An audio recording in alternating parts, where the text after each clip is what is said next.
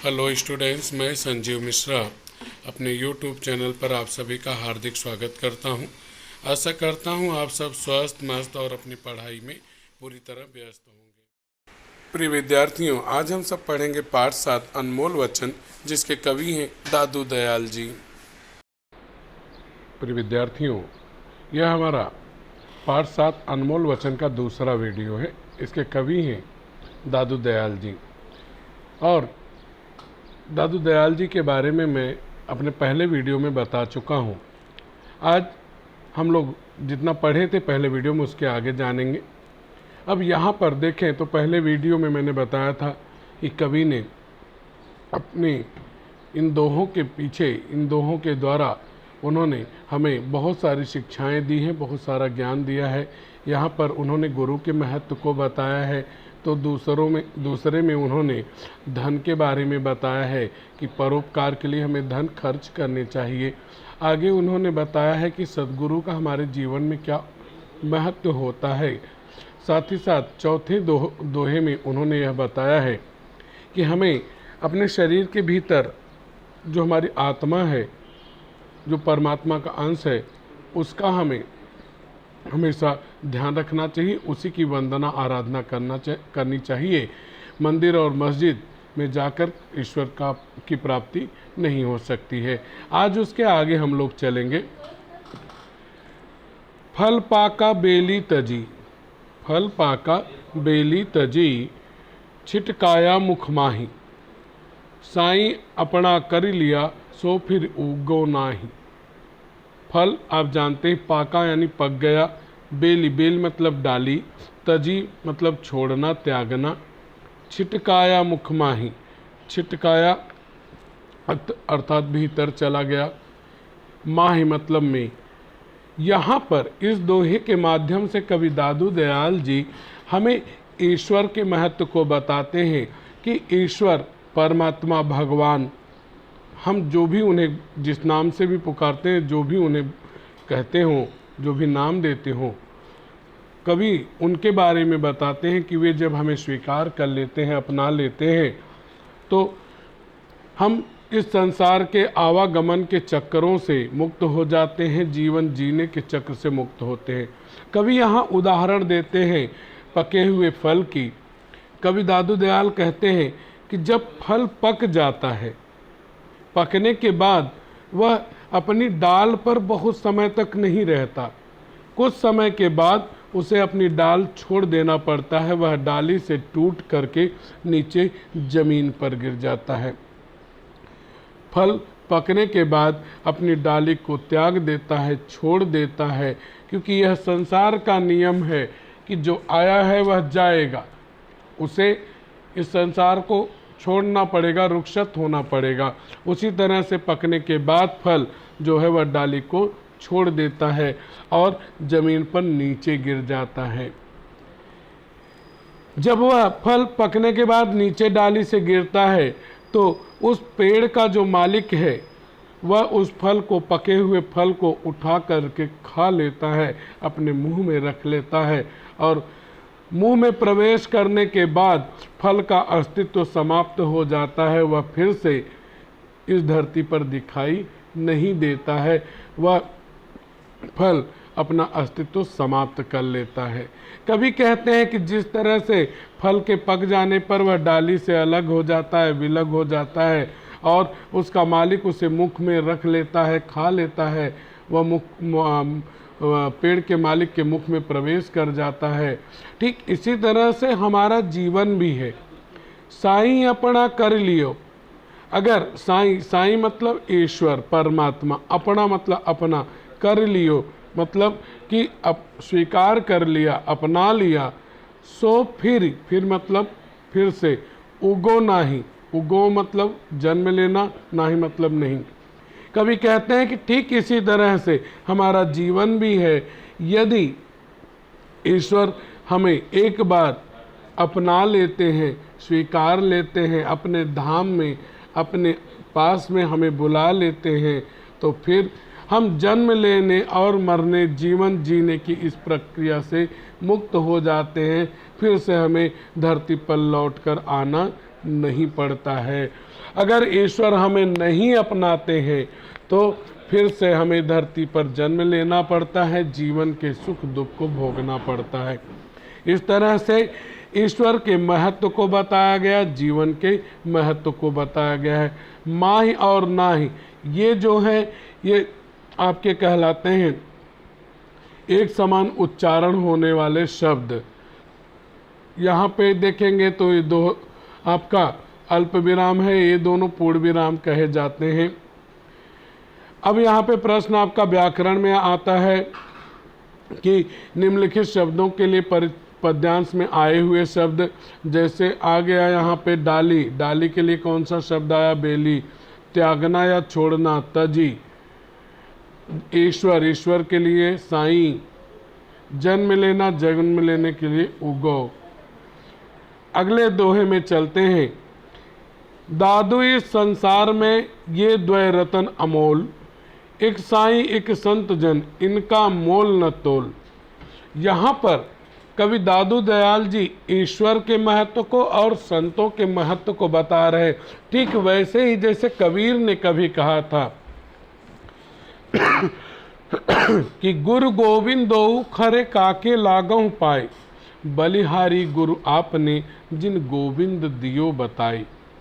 अर्थात गुरु और ईश्वर गोविंद दोनों मेरे सामने खड़े हैं, उनमें से सबसे पहले मुझे किसकी वंदना करनी चाहिए? कबीर कहते हैं कि सर्वप्रथम हमें अपने गुरु की वंदना करनी चाहिए, क्योंकि उनके बताए हुए मार्ग के कारण ही हमें ईश्वर की प्राप्ति हो रही है। उसी बात को कवि दादू दयाल भी यहाँ पे कह रहे हैं, बता रहे हैं कि दादू इस संसार में, दादू कवि का नाम है, ये द्वय रतन अमोल, द्वय मतलब दो, रतन अर्थात रत्न खजाना, अमोल आ यहाँ उपसर्ग है, जिसका कोई मोल न हो। मूल्य, मोल मतलब मूल्य, अर्थात जो अनमोल है उसे अमोल भी कहते हैं। कवि दादू दयाल का कहना है कि इस संसार में, इस विश्व में, संपूर्ण ब्रह्मांड में दो ही ऐसे रत्न हैं जो अनमोल हैं, जिनका कोई मूल्य चुका नहीं सकता है। आइए जानते हैं कि वे दो रत्न कौन से। एक साईं एक संत जन, साईं अर्थात ईश्वर, संत जन अर्थात संत महात्मा, इनका मोल न तोल। मोल अर्थात मूल्य, तोल मतलब तौलना।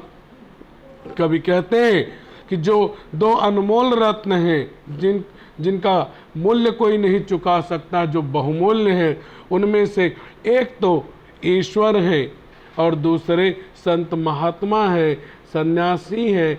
और इन दोनों संत महात्मा और ईश्वर का कोई मूल्य चुका नहीं सकता है, इनका कोई आंक नहीं सकता। तोलना मतलब आंकना, इनको कोई आंक नहीं सकता और इनके मूल्य को कोई कभी चुका नहीं सकता है। इस तरह से अमोल और तोल ये जो हैं एक जैसे वर्ड है, राइमिंग वर्ड इंग्लिश में कहते हैं।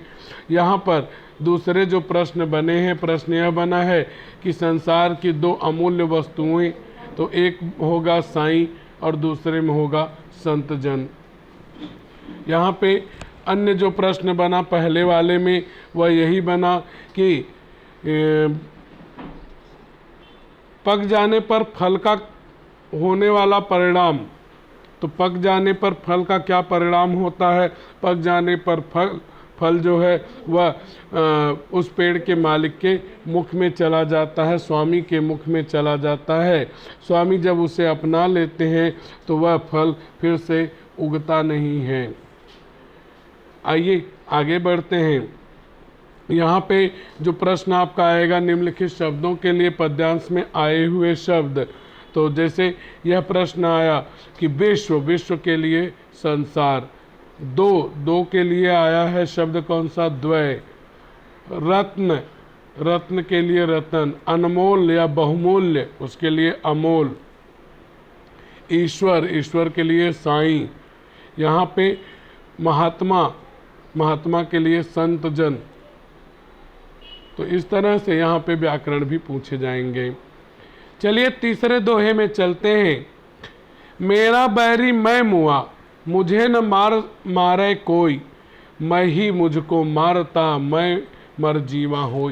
यहाँ पे कवि ने अहंकार को, घमंड को, जिसे आप सब ईगो कहते हैं, उसका वर्णन किया हुआ है। कवि का यह मानना है कि जो अहंकार है, घमंड है, जो सारे बुराइयों की जड़ है, उसको कोई और समाप्त नहीं कर सकता। अगर उसे हम समाप्त करना चाहते हैं तो हमें खुद से शुरुआत करनी पड़ेगी। अगर हम चाहें तो हम अपने अहंकार को, अपने घमंड को दूर कर सकते हैं, अपने ईगो को समाप्त कर सकते हैं। आइए भावार्थ देखते हैं। मेरा बैरी मैं मुआ। बैरी मतलब शत्रु, दुश्मन। मैं मतलब यहाँ पे अहंकार होता है, मैं मतलब अहम भी होता है, खुद भी होता है। मुआ, मुआ मतलब मृत्यु होना। मुझे न मारे को, मारे मतलब मृत्यु होना। मैं ही मुझको मारता मैं मर जीवा होय। कवि दादू दयाल जी यहाँ पे अहंकार और अहंकार को दूर करने का तरीका बताते हैं। वे कहते हैं कि मनुष्य का सबसे बड़ा दुश्मन, सबसे बड़ा शत्रु उसका मैं अर्थात अहंकार होता है, उसका अहम होता है, घमंड होता है, जिसे आप ईगो कहते हैं। मनुष्य का सबसे बड़ा शत्रु उसका अहंकार है, उसका घमंड होता है। मुझे न मारे कोई, उस अहंकार को, मुझे मतलब अहंकार को, उस अहंकार को, उस घमंड को, अगर आप सोचते हैं कि कोई और उसको, अहंकार को दूर कर सकता है, आपके घमंड को दूर कर सकता है, तो यह आपका भ्रम है। आपके अहंकार को कोई और नहीं दूर कर सकता है, बल्कि कवि दादू दयाल कहते हैं कि आप खुद ही अपने अहंकार को मार सकते हैं, अपने अहंकार को दूर कर सकते हैं। आपके इस अहंकार को कोई दूसरा दूर नहीं कर सकता है, कोई दूसरा मार नहीं सकता है। मैं ही मुझको मारता मैं मर जीवा होए। मर जीवा अर्थात कि मृत्यु प्राप्त करना, अहंकार को दूर करना। कवि आगे कहते हैं कि मैं ही मुझको मारता, प्रत्येक व्यक्ति को उसका अहंकार समाप्त कर देता है। प्रत्येक व्यक्ति का अहंकार उस मनुष्य को समाप्त कर देता है। और जब व्यक्ति अपने अहंकार को समाप्त कर देता है, तब वह जो है, तब वह अहंकार उसका समाप्त होता है, तो वह मरकर भी जी जाता है। नहीं तो व्यक्ति का अहंकार ही उसको समाप्त कर देता है, फिर उसके जीवित रहने का कोई प्रश्न नहीं होता। मानव का अहंकार स्वयं उसको मार देता है। अगर व्यक्ति ने अपने अहंकार को स्वयं मार दिया तो कवि कहते हैं कि वह व्यक्ति जो है चिरायु हो जाता है, सम्मानित हो जाता है। कभी अहंकार की विशेषता बताते हैं कि वह अगर अहंकार को मारा नहीं गया तो वह मरकर भी जी जाता है। यहाँ प्रश्न बनता है कि अहंकार की विशेषता, तो अहंकार की विशेषता है कि वह मरकर भी जी जाता है। दूसरा प्रश्न है, कवि दादू जी ने यहाँ पर बैरी इसे बताया है, तो उत्तर होगा मैं मतलब अहंकार को। तो यहाँ पे अहंकार के मर जाने का क्या परिणाम होता है, उसका उत्तर है कि अहंकार अगर मर गया तो आप जो हैं जीवित हो जाएंगे, फिर आपको का सम्मान बढ़ जाएगा। तो इस तरह से कवि ने यहाँ पे अहंकार का वर्णन किया। वे कहते हैं कि प्रत्येक व्यक्ति का जो दुश्मन है, शत्रु है, उसका अहंकार है। उसे, उसके अहंकार को कोई और नहीं मार सकता है। व्यक्ति अपने अहंकार को खुद ही समाप्त कर सकता है। नहीं, अगर अहंकार को समाप्त नहीं किया गया तो उसका अहंकार उसे स्वयं ही समाप्त कर देता है। अहंकार की यह विशेषता होती है कि वह मरकर भी जी जाता है। इसलिए हम अपने अहंकार को अगर समाप्त कर देते हैं, तो अपने अहंकार को समाप्त कर देते हैं, तो उसका परिणाम यह होता है परिणाम यह होता है कि हम मरकर भी फिर से जीवित हो जाते हैं। आइए अंतिम पंक्तियां देखते हैं। दादू आपा जब लगे तब लग दूजा होई। आपा, आपा मतलब हो गया यहाँ पे अहंकार, दूजा यानी दूसरा। तो कवि यहाँ पर भी अहंकार का वर्णन करते हैं, अहंकार की ही चर्चा करते हैं। कवि कहते हैं यहाँ पे अहंकार के बारे में बताते हुए, वे कहते हैं कि जब तक व्यक्ति के भीतर अहंकार होता है, दादू आपा जब लगे, जब तक व्यक्ति के भीतर अहंकार होता है, घमंड होता है, तब लग दूजा होई, तब तक व्यक्ति अपने और दूसरे व्यक्ति के बीच में अंतर करता है, तब तक व्यक्ति अपने और दूसरे व्यक्ति के बीच में भेद करता है, अपने और दूसरे को अलग अलग मानता है, अपने को श्रेष्ठ दूसरे को निम्न मानता है। अहंकार में अगर व्यक्ति है तो वह अहंकार से भरा व्यक्ति अपने और पराये में भेद करता है। इस तरह से कवि यहाँ पे अहंकार की विशेषताओं को बताते हुए कहते हैं कि जब तक व्यक्ति के भीतर अहंकार भरा है, घमंड भरा हुआ, तभी तक वह अपने और पराये में जो है भेद करता है, ऊंच नीच को मानता है, छोटे बड़े को मानता है, अमीर गरीब को मानता है, और वह तभी तक एक दूसरे में भेद करता है जब तक उसमें अहंकार है। जब यह आपा मर गया, आपा अहंकार मर गया अर्थात समाप्त हो गया, तब दूजा नहीं कोई। कभी यहाँ पे सीधी सी बात बताते हैं, वे कहते हैं कि जब व्यक्ति अपने अहंकार पर विजय प्राप्त कर लेता, अपने अहंकार को समाप्त कर देता है, ठीक वही औरों को हंसते देखो मन, हंसो और सुख पाओ, अपने सुख को विस्तृत कर लो, सबको सुखी बनाओ। सिया राम मैं सब जग जानी, करहूँ प्रणाम जो रिजुग पानी। यानी सो हास्म, जो वह है वही तो मैं भी हूँ। उस व्यक्ति को भी दो हाथ हैं, दो पैर हैं, दो आंखें हैं, दो हाथ हैं, जितना जैसा वह है वैसा मैं हूँ, जिससे उसने बनाया है वही उसी ने मुझे बनाया है। जब व्यक्ति अहंकार को छोड़ देता है, अपने अहंकार को इन बातों के माध्यम से समाप्त कर देता है, वह अहंकार समाप्त करने के बाद, अहंकार पर विजय प्राप्त करने के बाद, उसका जब अहंकार दूर होता है, तब दूजा नहीं कोई। तब उसे इस संसार में छोटा बड़ा, ऊंच नीच, अमीर गरीब या एक दूसरे में, अपने और पराये में कोई भेद नहीं दिखाई पड़ता है। तब वह सबको अपना ही मानता है। वह वसुधैव कुटुंबकम अर्थात संपूर्ण धरती के लोग मेरे मित्र हैं, मेरे परिवार के अंग हैं, यह मानने लगता है। न कोई धर्म बड़ा, न कोई जाति बड़ी, न कोई व्यक्ति बड़ा, वह सबको अपना मानता है। इस तरह से कवि दादू दयाल यहाँ पे कहते हैं कि जब तक व्यक्ति में अहंकार होता है तभी तक वह लोगों में भेदभाव करता है, अपने और पराये में भेद करता है, और जब उसका अहंकार समाप्त हो जाता है तब वह किसी में भेद नहीं करता, किसी में वह अंतर नहीं करता है, सभी को वह अपना माना करता है। इस तरह से हम लोगों का यह पाठ समाप्त हुआ। बच्चों, अगर आपको मेरा पढ़ाना अच्छा लगा तो वीडियो को लाइक कीजिए, चैनल को सब्सक्राइब कीजिए और वीडियो शेयर कीजिए तथा कमेंट बॉक्स में कमेंट कीजिए कि आपको मेरा पढ़ाना कैसा लगा।